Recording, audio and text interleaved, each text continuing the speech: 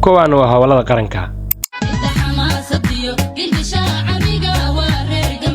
kan waa dayaxdal nurshe galmudugnimadu ha sareyso kanna waa Ismaaciil Arka. maamulka galmudug wuxuu noqday 2025 iyo 2024 maamulka ugu saameynta badan sanad guurihiisa markii la saaxiibayaal marka hore soo dhawaada sida aan ognahay ayaantan waxaan dabagal iyo baaris ku hayay maamulka galmudug waxaan marka dabagal yar ku sameeyay sababta keentay in maamulka galmudug oo kaliya intaas oo xamaasad uu yeesho fadlan video hadii aad daawato ama uu ku soo gaaro si share garay si fiican u daawo waxaad ogaan doontaa xog dhameystiran hadii aad video dhameysato aan si gudgalno sida la og yahay maamul gobolad walba oo Soomaaliya joogo ama Soomaaliya ka tirsan wuxuu dhigtaa sanad guuro laakiin sanad guuradu waxa uu saameyn badan maamulka galmudug sababta keentay waxay tahay markaan baaristeeda aan si fiican oo qoto dheer u soo ogaaday adduunyada 2025 wixii ka horeeyay waxay u sii guuraysaa dhanka iyo media hadii lagaaga awood badan yahayna adiga waa laga awood badan yahay maskaxiyan iyo dhan walba TikTok markii la joogo dadka ugu afdheer waxa kamid ah Saadiq Aqmadhige oo ah nin caan oo baraha bulshada saameyn ku leh sidoo kale dadka TikTok ugu afdheer waxa kamid ah Master Daahir Calasow oo TikTok ka dhex furtay maxkamad caalami ah sidoo kale dadka ugu afdheer ee TikTok joogo waxa kamid ah Siham Tahliil oo la og yahay ciyaarihii maamul goboleedyada wacdarihii ay ka dhigtay ama taariikhdii ay ka dhigtay intaas kama dhigno in saddexdaas qof ay uga afdheeriyeen laakiin waxa jirto kumanaan kun oo reer galmudug ah oo aad u afdheer saameyn TikTok ku leh hadii aan u gudubno dhanka iyo Facebook kan waa Cali Yara Cali oo ah dadka ugu afka dheer ee Facebook joogo sidoo kale kan waa Cali Adam Muumin oo ah dadka ugu afka dheer ee Facebook joogo kan waa Macruuf Xaaji oo kamid ah dadka Facebook jooga ee kuwooda ugu afka dheer hada abwaaniinta galno kan waa abwaan Amari oo ah dadka ugu afka dheer ee Facebook joogo kan waa abwaan Sharlaawe oo badana aad ogtihiin waxtarkiisa maxaa soo haray social media Soomaaliyeed badana waxay fiirsataa TikTok iyo Facebook mar hadii laga badan yahay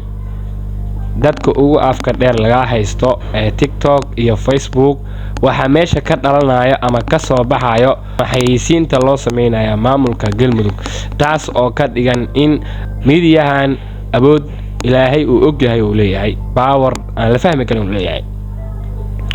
adigoo uraaya lagu carfina adigoo faqiira taajir laga dhigaa meeshan caadi ma ahan marka maadaama hadii kun qof oo caan ah oo TikToker ah ay videoyaasha galmudug ay soo dhigaan kun qof oo iyagana abti loo yahay ay soo dhigaan qasab waxa noqonayso in mediaha uu jam noqdo sida TikTok iyo Facebook dadka marka waxay haystaan dad mediaha isticmaalo oo xayeysiinta iyo waxaan la wadbureejinayo videoyaashan la warwareejinayo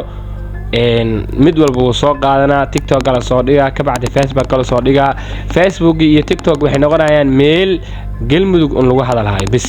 calanka galmudug dadka galmudug taageersan heesahooda waxaas bas la soo dhigay wax kale la soo dhigi maayo taas marka waxay keenaysaa in Facebook iyo TikTok gaba ay jam ka dhigaan bulshada oo dhanba ay ku jahwareeraan wixii kale ay daawan lahaayeen ay ka mashquuliyaan video marka kor u sii socoto hal video galmudug ka soo horbaxayo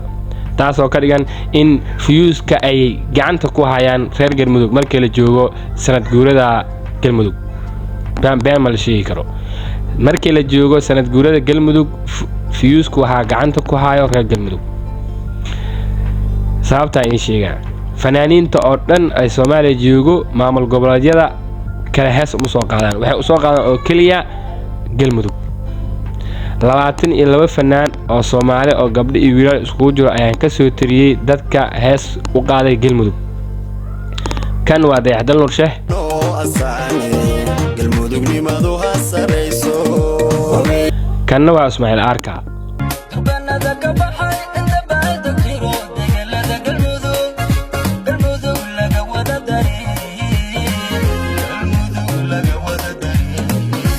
tan waa Shaadi Sharaf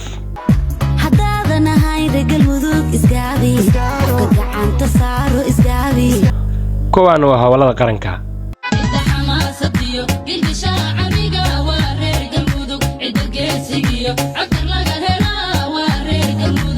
كان وعلي زكي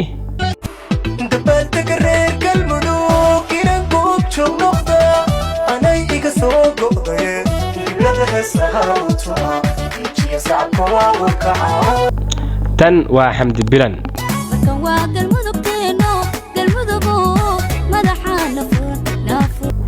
intaas oo fanaaniin oo hadda aad arkaysaan waxay hees u soo qaadeen ama hees waali oo kale ilaa ay u soo qaadeen maamulka Galmudug sababtu waxay tahay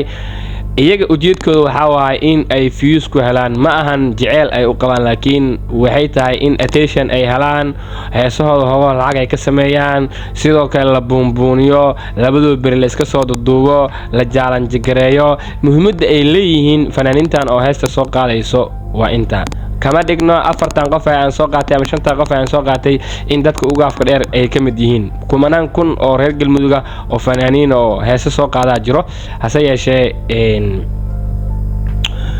waxay ka dhigan tahay miinaha tusaalaha ugu gaaban ee hadda la soo qaadan waa sida ay in sheegay viewska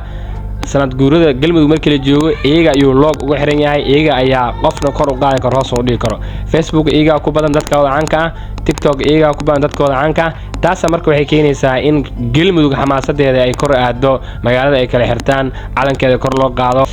video hadda u jeedaan waxa uu muujinayaa dad safar u ah magaalada Dhuusamareeb ee Galmudug iyagoo soo kala kicin rabo in ay sanad guurada Galmudug kor ay u qaadaan kan waa mursal ninkay dhahan 2 milyan iyo bafa ku xiran ujeedka loo watay ma ahan reer Galmudugnimo laakiin ujeedka loo waday waa in Galmudug uu xayeysiin uu sameeyaa oo calankeedii iyo waxooda uu kor u qaadaa nimanka marka waa niman aalada social media faansan sida loo qanaabta faansan sida loo buunbuuniyo aragtidaada iyo ra'yigaaga sida loo buunbuunin faansan waa taas marka waxay keenaysaa in reer Galmudug ay dadka ugu saameynta badan Soomaaliya ay noqdaan xitaa ay ka saameyn bataan marka loo dabaaldegayo kooda Luulyo ama sanad guurada Soomaaliya taas marka waxay keenaysaa in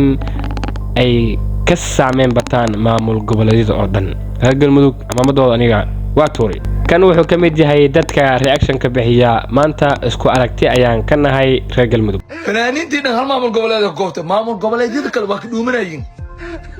hees wax soo qaadaa male wax calankiis qaadana male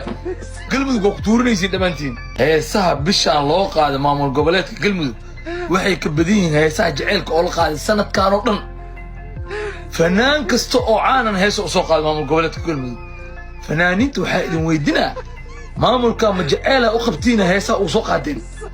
ma sifiyuusa ka dhex aragteen maamulkan oo dadkiisa dhan iska wada xamaasadayeen oo 24 saac baaristeeda yar intaasaa ku soo sameeyay hadii garay reer Galmudug camaamadeena waa tuuray social media iyaga ayuu u kala xiran yahay 24 saac la soo dhaafay ama 24 saac soo socota iyaga ayuu u kala xiran doonaa maanta waa 13 bisha Oktoobar birina waa 14 Oktoobar caawa waxa soo galaysa 14 Oktoobar waa sanad guuradooda waxaan ahay Master Kilmatani haddii aad video ka heshay like saar siina share garay